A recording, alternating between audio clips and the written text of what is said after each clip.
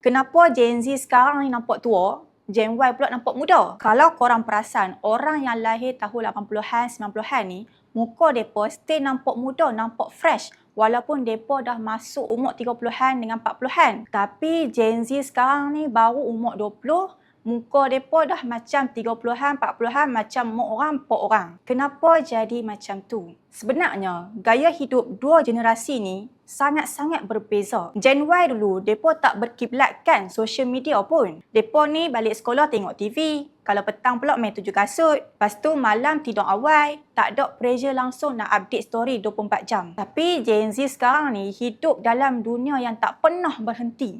Bangun pagi scroll TikTok. Makan pula tengok Netflix. Lepas tu nak tidur, stay tengok story live orang lain. Lepas tu compare dengan live sendiri. Lagi satu, semua benda nak cepat. Nak cantik cepat, nak kurus cepat, nak viral cepat, nak berjaya cepat. Sampai badan ni duduk dalam keadaan stres hampir setiap hari. Bila stres terlalu lama, badan akan hasilkan hormon kortisol yang sangat tinggi. Hormon inilah yang boleh ganggu penghasilan elastin dan kolagen dalam kulit. That's why ramai Gen Z sekarang ni mata sembab, lepas tu ada garis-garis halus, muka kusam, rambut pula cepat gugur. Tu belum lagi masuk bab pemakanan. Tambah sekarang ni pula musim matcha.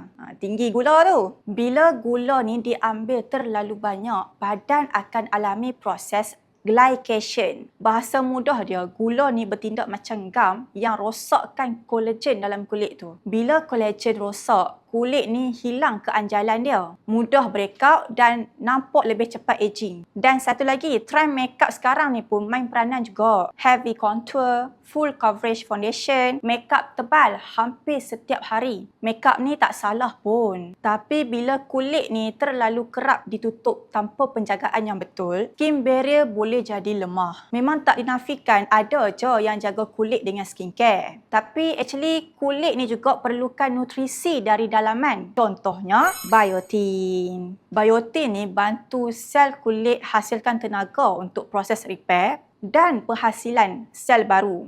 Ia juga bantu penghasilan keratin, iaitu protein penting untuk kulit dan rambut. Bila keratin cukup, skin barrier ni jadi lebih kuat dan kulit dapat kekalkan kelembapan dengan lebih baik. Jadi kulit akan nampak kurang kusam, kurang kering dan kurang ada garisan halus kat muka. Dalam kajian klinikal 90 hari, biotin tunjuk peningkatan hydration kulit dengan pengurangan kedutan muka berbanding placebo. Jadi kalau nak kulit nampak lebih sihat, lebih fresh, cuba kawal stres tu. Lepas tu kurangkan screen time, especially sebelum tidur. Dan jangan lupa jaga nutrisi dari dalaman dengan biotin juga. Tak semua penuaan datang dengan umur. Ada yang datang dengan stres harian. So, jangan stres-stres.